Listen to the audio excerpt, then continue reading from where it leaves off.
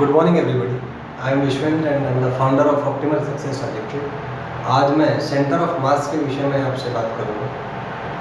The first thing about centre of mass it is actually the centre of gravity if vector G is constant. जो expression आपने पढ़ा है RCM is equal to m1 r1 plus m2 r2 plus 1 up to mn rn upon m1 plus m2 plus 1 up to mn, ये actually centre of gravity का expression होता है। Centre of gravity वो point होता है किसी rigid body में जिस पॉइंट के अबाउट ग्रेविटेशनल फोर्सेस का नेट टॉर्क जीरो होता है। उस नेट टॉर्क को जीरो करने के बाद ये रिजल्ट हमें प्राप्त होता है।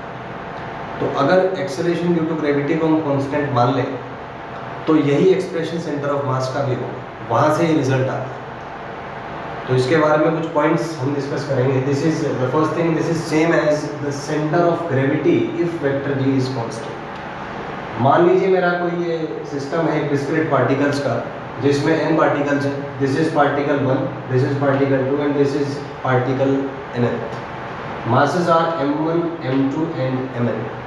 किसी रेफरेंस पॉइंट के अबाउट मान लीजिए m1 का पोजीशन वेक्टर r1 है, m2 का पोजीशन वेक्टर r2 है और mn का पोजीशन वेक्टर rn है।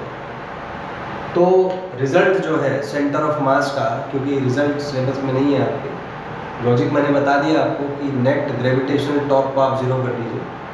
सो वहाँ से रिजल्ट आता है कि vector RCM is equal to m1 vector r1 इसका मास मल्टीप्लाइड बाई जो इसका पोजीशन वेक्टर है plus m2 position vector r2 plus so on mn position vector rn। मैं फिर रिपीट करूँगा, फर्स्ट पार्टिकल इसका position vector plus second particle इसका position vector, इतने जितने जो भी पेयर्स हैं आप उनको ऐड कर लीजिए, डिवाइडेड बाय जो मासेस हैं उनको आप ऐड कर लीजिए।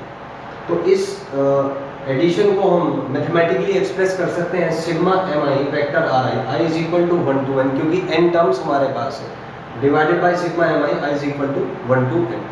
सो this is for a discrete particle system. I think ये आपको क्लियर हो गया होगा।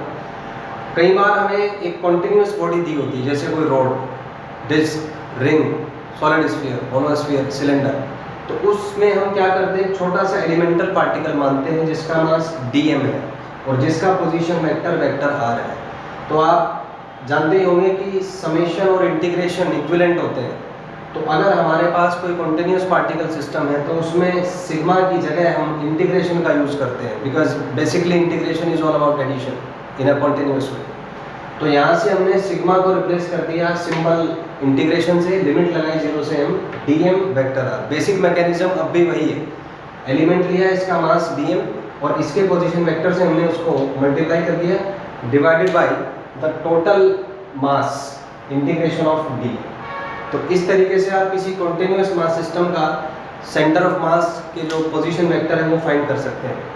अगर आपको कोऑर्डिनेट्स दिए हों, अगर हम रेक्टेंगुलर कोऑर्डिनेट्स की बात करें तो मान लीजिए आपको x, y और z कोऑर्डिनेट्स निकालने हैं, तो सेम प्रोसेस आप वहाँ पे यूज़ कर सकते हैं। वेक्टर r की जगह आप अगर x कोऑर्डिनेट निकालना है सेंटर ऑफ मास का तो x1 यूज़ करें, YCM निकालना है तो y यूज़ करें, ZCM निकालना है तो ZCM यूज़ करें।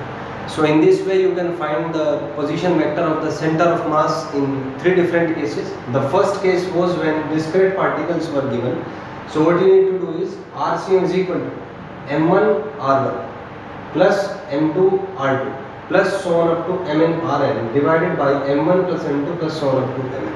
अगर कॉन्टिन्यूस पार्टिकल सिस्टम है तो आप सिग्मा को रिप्लेस करते हैं इंटीग्रेशन से, एक छोटा सा एलिमेंट माने dm जिसका पोजीशन वेक्टर r है, 0 से n तक उसको इंटीग्रेट करें डिवाइडेड बाय इंटीग्रेशन dm 0 से n। नेक्स्ट इज अगर आपको xcm, ycm या zcm निकालना है तो वेक्टर r की जगह आप x यूज़ करें।